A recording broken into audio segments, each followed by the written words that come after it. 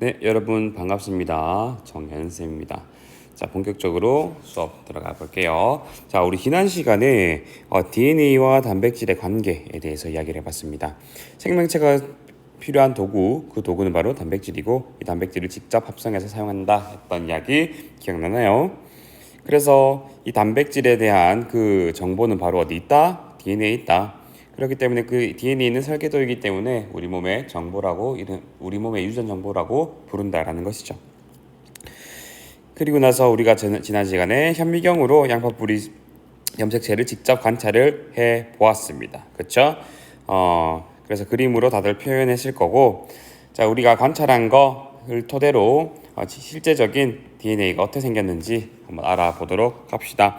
자, 우리가 현미경으로 관찰한 게 바로 여기 있는 염색체야. 이게 바로 염색체죠. 염색체 적어주시고, 자, 염색체를 쭉 풀어보니까 풀어보니까 이러한 밧줄 형태로 구성되어 있다라는 겁니다. 걔를 더 확대를 해보니까 이런 동그란 구슬에 이 실이 이렇게 감싸져 있네요. 이 구슬의 이름이 바로 DNA를 이제 묶고 있는 이름은 히스톤 단백질입니다.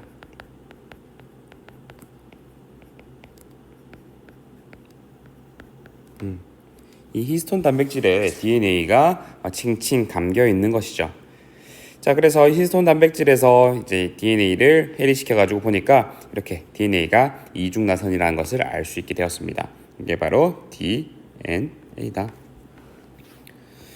자, 그래서 DNA가 엄청 길다 했죠. DNA가 거의 한 세포당 2m 정도의 길이를 가지고 있다라고 했는데, DNA가 엄청 길지만 그 중에서 단백질을 만들 수 있는 부위는 굉장히 극한적입니다. 그래서 특정한 단백질을 만들 수 있는 부위를 바로 유전자라고 얘기를 하는 거야. 오케이? DNA는 이 분자 자체의 이름인 것이고, DNA 중에서 각 부분 중에 우리가 필요한 단백질에 대한 정보를 유전자라고 이야기를 하는 것이죠. 자, 이 유전자에서 단백질을 만들기 위해서 중간 물질인 RNA를 거치게 되는 것이고 결국 단백질이 만들어진다라는 사실 지난 시간에 간략하게 언급을 했습니다. 자, 그리고 DNA를 더 확대를 해보니까 구아닌, 아데닌, 사이토신, 타이민이라고 하는 뉴클레오타이드인 당 염기로 구성된 뉴클레오타이드로 구성됐다는 사실을 알 수 있게 되었다. 이게 DNA의 기본 구조입니다.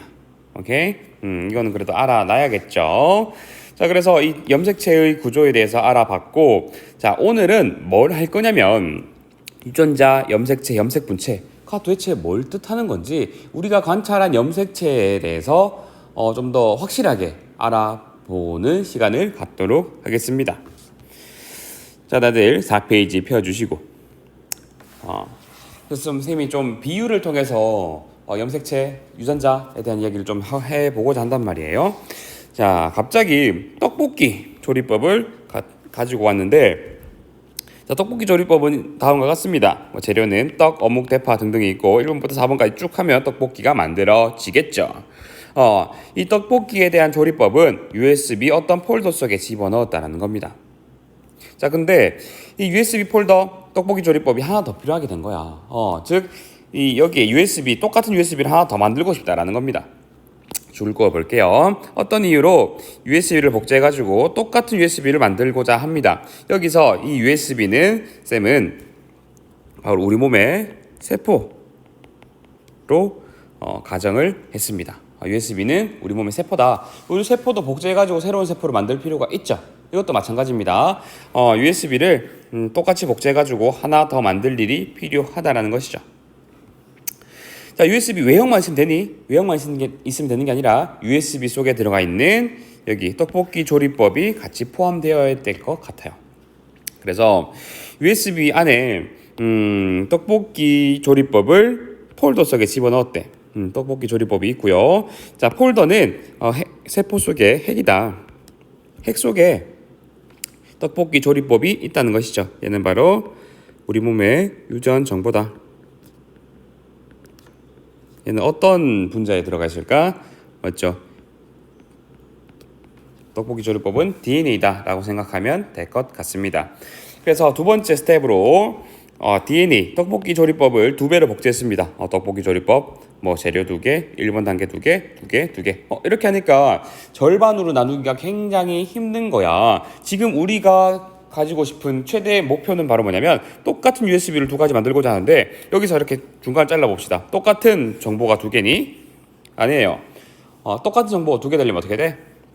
조리법 하나, 재료 하나, 1번, 2번, 3번, 4번 이렇게 취사 선택을 해가지고 각각의 폴더 속에 집어넣어야 줘야겠죠. 그래서 복제 두 배로 복제한다 했지만 별로 효율적이지 않은 상태입니다. 줄 그어볼게요. 떡볶이 조리법이 2배로 복제되긴 했으나 순서가 엉망이다. 또 부피가 굉장히 크다. 그래서 둘로 나누기 쉽지 않다라는 겁니다. 염색체의 존재의 자체가 둘로 나누기 쉽게 하기 위해서 만들어진 거란 말이에요. 그래서 둘로 나누기 위해서 어떤 방법을 취하느냐 3번 보도록 합시다. 떡볶이 조리법을 2개로 정확하게 나눴대. 그러니까 압축도 했대.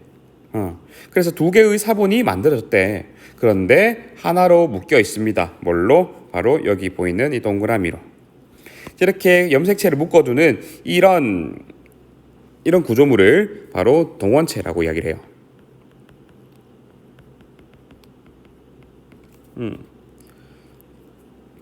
자, 글씨체가 굉장히 작아졌죠. 그리고 이렇게 가로로 쭉 읽어보니까 제목, 재료 1, 2, 3, 4 이렇게 있다. 즉 얘는 이제 우리가 가지고 있던 DNA의 사본이 되겠고 밑에도 마찬가지로 DNA의 사본이 이렇게 있겠죠.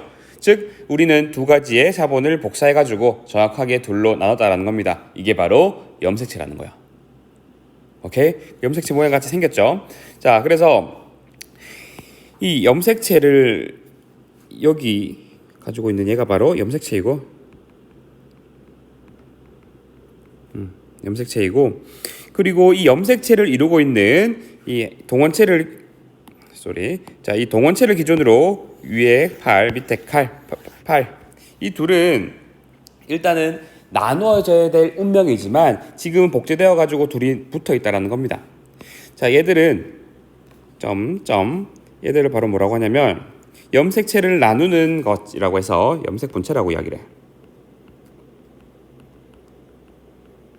염색 분체. 자, 그래서 염색 분체 지금 글로 봐도 알겠지만 이 염색 분체 1번, 2번, 염색 분체 2번은 유전적으로 같니 다르니? 100% 동일합니다. 왜냐하면 얘를 토대로 똑같은 그 쌍둥이로 만든 것이기 때문에 염색 분체는 100% 유전적으로 동일하다는 것이죠.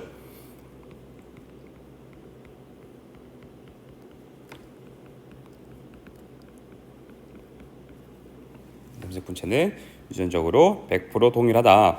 자, 그래서 이 염색체를 만들었다고 끝이 아닙니다. 그럼 우리는 최종적으로 뭘 해야 된다? 이 염색체를 둘로 쪼개가지고 각각 나눠 가져야 되는 게 우리가 바라는 최종 목표라고 이야기했죠.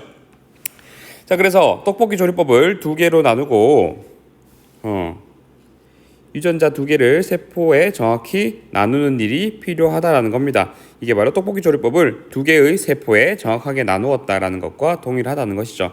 그래서 USB 1, USB 1에는 하나의 염색 분체 들어갔고 USB 2에도 하나의 염색 분체가 들어갔습니다. 얘는 더 이상 염색 분체가 아니라 염색체라고 부르는 거야. 왜냐하면 이 동원체 자체가 염색체를 뜻하는 거거든요. 동원체 개수가 염색체 개수다라고 생각하면 마음이 편할 겁니다. 자, 그래서 USB 1 얘가 바로 만들어진 자손세포, 딸세포 1이라고 하는 것이고 얘가 딸세포 2라고 하는 겁니다. 자, 그래서 비교를 해봤을 때 만들어진 이 딸세포에 대한 정보가 원래 들어가 있던 이 정보와 동일하다는 것을 알 수 있게 되었습니다. 그렇죠? 그래서 밑에 이 염색체에 대한 개념을 잡아가기 위해서 선생님이 글씨를 좀 적어놨습니다. 실체 세포에는 이 염색체가 46개가 있다. 우리는 염색체 하나만 가지고 이야기를 했지만 실제 세포에는 염색체가 46개 똑같은 일이 일어나게 된다라는 겁니다. 세포 분열 시 생성되는 두 딸 세포의 모든 염색체는 위의 방식으로 순서가 어떻게 된다? 복제, 응축, 분리 순서로 유전자를 나누어 갖는다라는 것이죠. 그래서 이 그림을 쭉 본다면 모세포, 분열이 일어나기 전 세포는 얘는 염색체를 가지지 않아. 염색체가 이렇게 생겼죠. 염색체를 가지지 않습니다. 얘는 DNA를 가지긴 하는데 DNA가 풀린 상태야.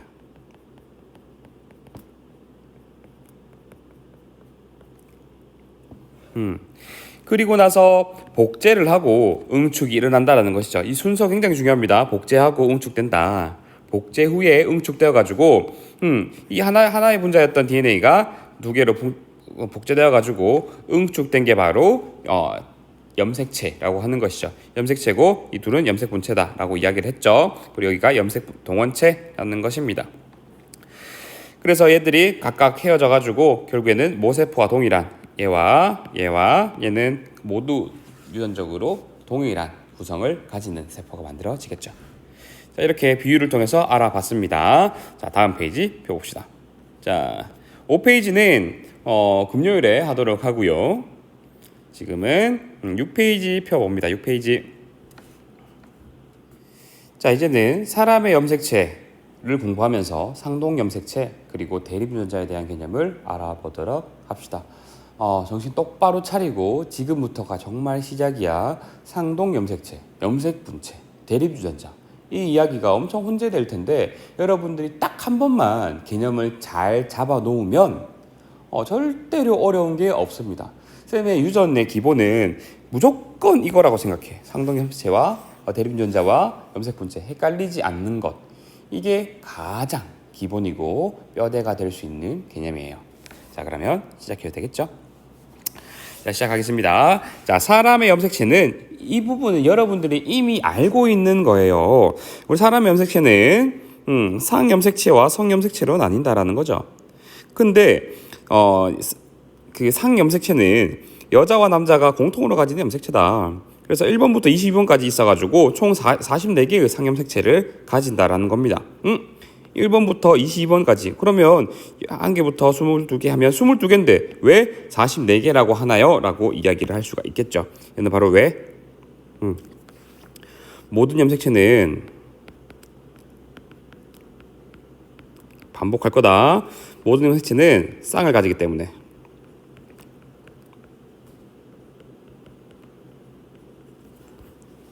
모든 염색체는 쌍으로 존재한다. 왜냐하면 우리가 태어나는 근원을 생각하면 돼. 정자, 난자 합쳐져가지고 우리가 생기는 것이죠. 즉 1번 염색체는 아버지에게서 1번 염색체를 하나 받고 어머니에게서도 1번 염색체를 받고 모든 염색체가 엄마에게 하나 받고 아빠에게 하나를 받기 때문에 쌍을 이루고 있다라는 것이죠. 정말 간단한 건데 이게 체득화되지 않는 게 문제인 것 같아요. 쌍으로 존재하기 때문에 총 44개, 상염색체는 44개다. 그리고 성염색체는 여자와 남자가 서로 다른 구성으로 가지는 염색체이다. 한 쌍이고 중요한 것은 바로 크기가 큰 것이 X, 크기가 작은 것이 바로 Y다. 그리고 여자가 XX, 남자가 XY다 라는 사실은 조금 알고 있죠?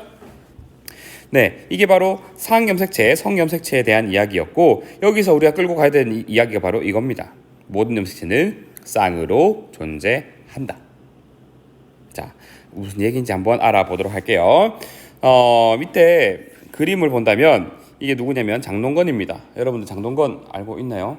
여러분 또 세대 차이 나는 것 같은데 정말 잘생긴 배우죠. 쌤도 쌤 세대 윗세대입니다. 그래서 나의 쌤도 몰라 라고 하고 싶네요.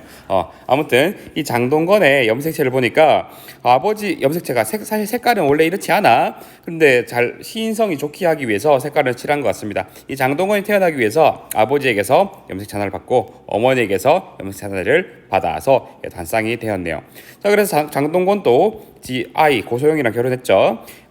자기 아이를 만들 때 이 둘 중에 하나를 물려주겠죠. 이게 바로 유전입니다. 그래서 한 쌍 받았다. 이 한 쌍이 바로 상동 염색체다라는 것이죠. 그래서 이 장동건의 핵형을 알아봤습니다. 이 핵형이란 바로 뭐냐면 생명체의 염색체의 크기, 모양, 구성을 이야기를 합니다. 크기, 모양, 구성을 얘기하고 얘는 염색체를 관찰할 수 있을 때 보기 때문에 얘는 세포분열 중기에 관찰할 수가 있습니다. 자, 그래서 이 장동건의 핵형을 분석을 해보니까 1번부터 2번, 3번, 4번까지 22번까지 상염색체가 있고요. 그리고 XY 성염색체를 가진다라는 것을 알 수가 있게 되었습니다. 자, 근데 얘를 직접 확대를 해서 보니까 1번 염색체가 하나, 두 개가 있네요. 색칠을 좀 하도록 하겠습니다. 왼쪽은 노란색으로, 오른쪽은 초록색으로 색칠을 해봤습니다. 이렇게 하면 조금 보기가 쉽겠죠? 이렇게 색칠을 했고, 왼쪽에 있는 염색체가 무게, 오른쪽에 있는 염색체가 모개라고 가정해 봅시다. 자, 그래서 모개 염색체는 초록색, 부계 염색체는 노란색으로 색칠을 했습니다. 즉, 이 각각의 번호를 가진 염색체는 쌍을 가지고 있다라는 것이죠. 그래서 얘는 바로 1번 염색체 쌍이다.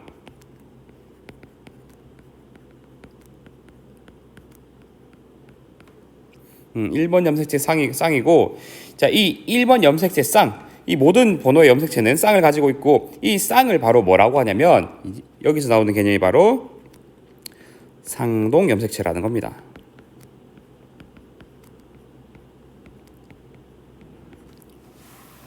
상동 염색체. 자, 왜 상동 염색체라고 이름을 붙였냐면 상이 서로 상자야. 동은 같을 동자입니다. 서로 같은 염색체야. 모양과 크기가 같은 염색체이고, 그래서 1번을 구성하는, 사실 같은데 하나는 아빠에게서 하나는 엄마에게서 받은 염색체라서 상동 염색체라고 이야기를 한다라는 겁니다. 오케이? 이게 제일 중요하다고. 상동 염색체에 대한 개념. 1번 염색체를 생각했을 때 아빠에게서 염색체 하나를 받고 엄마에게서 염색체 하나 받아가지고 서로 같은 염색체를 한 쌍 가지는 것, 이게 바로 상동 염색체의 개념입니다. 같지만 같지 않아. 이 이야기는 계속 들으면 알 수 있을 것 같아요. 같지만 같지 않아. 모양 같지만 안에 있는 대립전자는 다를 수 있다라는 거 알아둡시다. 자, 그리고 이제 그 상동 염색체 속에 이제 염색 분체 이런 이야기를 좀 할 텐데, 여기 이게 왜 헷갈리냐면 있잖아. 결론부터 얘기를 할게요. 자, 얘는 염색 분체가 있다라는 것은 이미 복제된 상태라는 겁니다. 복제된 상태고, 여러분들 헷갈리는 게 이게 상동 염색체 아니야? 라고 헷갈릴 수가 있습니다. 근데 이 개념을 아예 깨려면 있잖아. 이 제대로 된 개념을 잡으려면 이 염색체가 만들어지는 그 역사를 알면 조금 깨기 쉬울 것 같습니다. 자, 쌤의 파일을 좀 볼게요. 자, 이거 기억나니? 우리가 직접 관찰한 염색체입니다. 대부분의 염색체는 이렇게 핵으로 대부분의 세포들은 핵으로 이렇게 되어 있었고, 분열 중인 세포에만 이런 염색체가 보이게 되었습니다. 그렇죠? 이런 염색체가 보인다. 자, 과학자가 염색체를 양파 뿌리를 관찰하는데 동그란 핵 대신 다르게 생긴 물질이 관찰되었다. 이거 무슨 물질일까? 핵은 절대로 아닌데? 라고 해서 이름을 붙였어요. 바로 염색체라고 하는 이름을 지었습니다. 염색체라고. 자, 이 염색체가 유전 물질이다라는 것은 좀 그 이후에 밝혀지게 되었고요. 근데 그 시간이 흐른 뒤에 세포 분열 과정이 밝혀졌어. 자, 이 세포 분열 과정 중에 중요한 점은 바로 뭐냐면 순서입니다. 순서는 바로 염색체가 먼저 만들어지는 게 아니라 DNA가 복제되고 난 뒤에, 복제되어서 DNA 양이 2배가 되고 난 뒤에 응축되어 가지고 염색체를 만들게 된다라는 것이죠.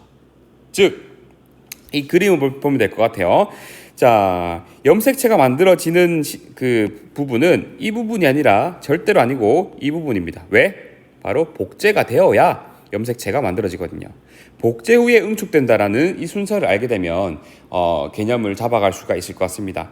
그래서 이 우리가 관찰한 이 염색체는 복제되기 전 이 부분이 아니라 복제된 이후의 모양, 이런 모양인 거죠.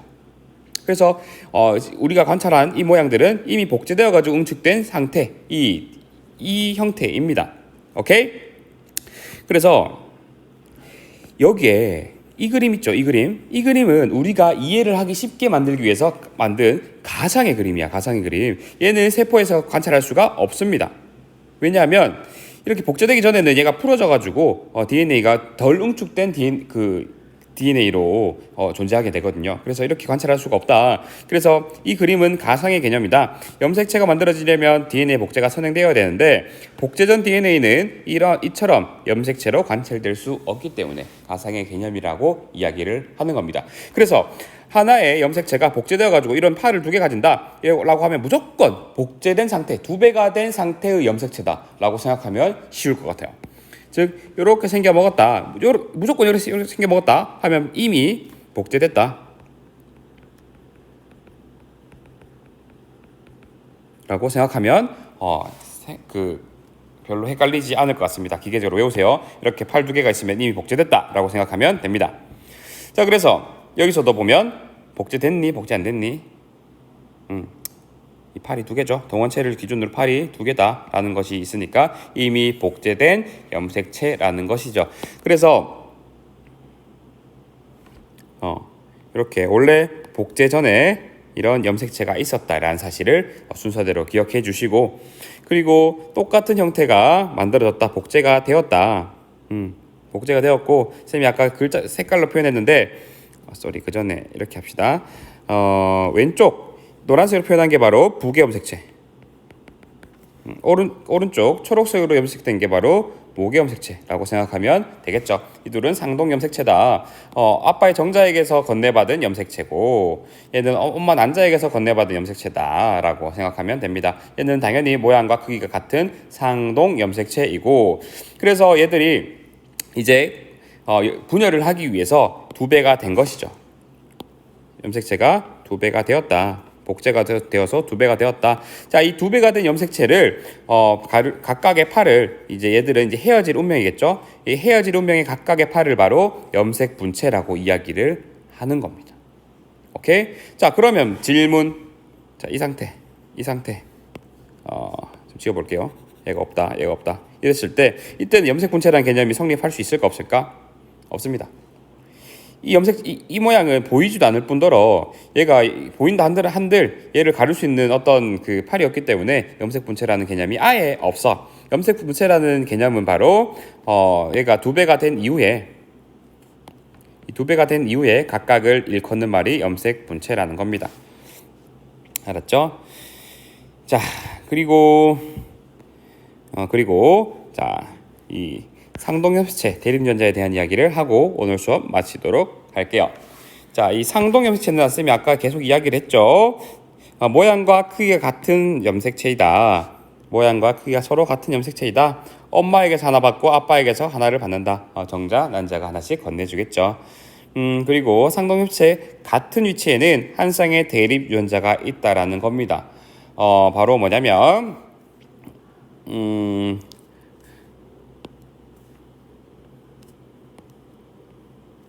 자, 여기서 부계염색체, 모계염색체를 나타냈습니다. 여기서 한 부분에 뭐라고 생각하면 될까? RH 형질을 결정짓는 유전자가 있다고 생각해 봅시다. 자, 이 유전자가 아빠 염색체는 여기 있고 엄마 염색체는 여기 있을까? 전혀 그렇지 않아요. 우리 인간은 같은 종은 같은 염색체의 같은 위치에 특정한 형질을 결정하는 유전자를 가지고 있습니다. 이게 바로 대립 유전자라는 겁니다. 그래서 대립 유전자를 가지고 있을 텐데 이 대립 유전자가 같을 수도 있고 다를 수도 있다라고 했죠. 즉 아버지가 만약에 RH 플러스 유전자를 줬을 수도 있고 엄마가 플러스를 줬을 수도 있고 이러면 같죠. 근데 아빠가 플러스 엄마가 마이너스 줄 수도 있고 반대로 마이너스 줄 수 있고 플러스 줄 수가 있습니다. 뭐 이런 조합이 있겠죠. 이거는 무작위가 아니라 아버지가 어떤 유전자를 가지고 있냐에 따라서 유전되는 현상일 겁니다. 그렇죠? 그래서 이 특정 겉으로 나타나는 형질이 들어있는 유전자지만 같을 수도 있고 다를 수도 있다라는 것이죠. 이게 바로 대립 유전자이다. 같은 위치에 서로 대립하고 있기 때문에 대립 유전자라고 부르는 겁니다. 대립 유전자 이야기 바로 뒤에 나오겠죠. 대립 유전자 이야기는 동일한 형질을 결정하는 유전자입니다. 귀 모양, 코 모양, 입 모양 뭐 이런 것들을 결정하는 한 쌍의 유전자이고, 쌤이 방금 이야기한 것처럼 같을 수도 있고 다를 수도 있다. 오케이. 그리고 마지막 줄을 쭉 줄 끌게요. 같은 형질을 결정하나 표현형으로 나타나기 위해서 대립하기 위해 지어진 이름이 대립 유전자입니다. 플러스로 이게 조금 쌤이 깜빡했네요. 상동 염색체 같은 위치에 존재한다.